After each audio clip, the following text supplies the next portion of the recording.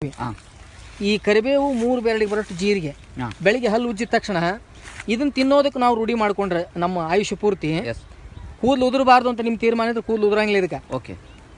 ಒಂದು ವೇಳೆ ಕಣ್ಣು 70-80 ವರ್ಷ ಆದ್ರೆ ಈ ಕನ್ನಡಕ ಬೇಡ ಅಂತ 100ಕ್ಕೆ 100 ರಿಸಲ್ಟ್ ಇದು. ಆಮೇಲೆ ನಿಮಗೆ ಗ್ಯಾಸು ಅಸಿಡಿಟಿ ಆಗ್ತದೆ, ಆ ಗ್ಯಾಸು ಅಸಿಡಿಟಿಯನ್ನು ತೆಗಿತದೆ. ಆಮೇಲೆ ನಾಳೆ ದೇಹದ ಶಕ್ತಿ ಅಂದ್ರೆ ರಕ್ತ ನಿರೋಧಕ ಶಕ್ತಿ ಕಡಿಮೆ ಆದಾಗ ವಾತ ಅಂತ ಬರ್ತದೆ ದೇಹಕ್ಕೆ, ಅಂದ್ರೆ ಸಂದು ನೋವು ಬರೋದು ಅಥವಾ ನರಗಳ ದೌರ್ಬಲ್ಯತೆ ಬರ್ತದೆ.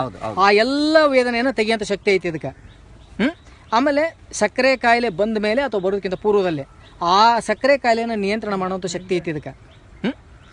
ಆಮೇಲೆ ನಮಗೆ ದೇಹದ ಒಳಗಡೆ ಇರ್ತಕ್ಕಂಥ ಎಲುಬು ಏನೈತಿ ಅದು ಕ್ಯಾಲ್ಸಿಯಂ ಕೊರತೆಯಿಂದ ಬೆಂಡ್ ಆಗ್ತದೆ.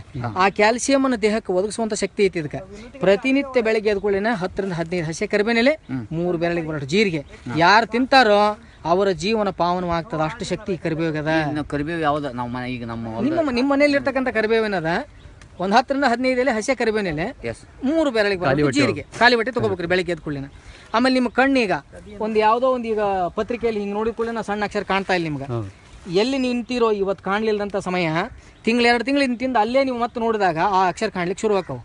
ಅಷ್ಟು ಕಣ್ಣನ್ನು ಕ್ಲೀನ್ ಮಾಡೋಂಥ ಶಕ್ತಿ ಐತಿ ಇದಕ್ಕೆ. ದಯವಿಟ್ಟು ನಿಮ್ಮ ಸ್ನೇಹಿತ ಬಳಗಕ್ಕೆ ಎಲ್ಲರಿಗೆ ಹೇಳ್ರಿ, ತಾವು ಉಪಯೋಗ ಮಾಡ್ರಿ ಇದನ್ನು.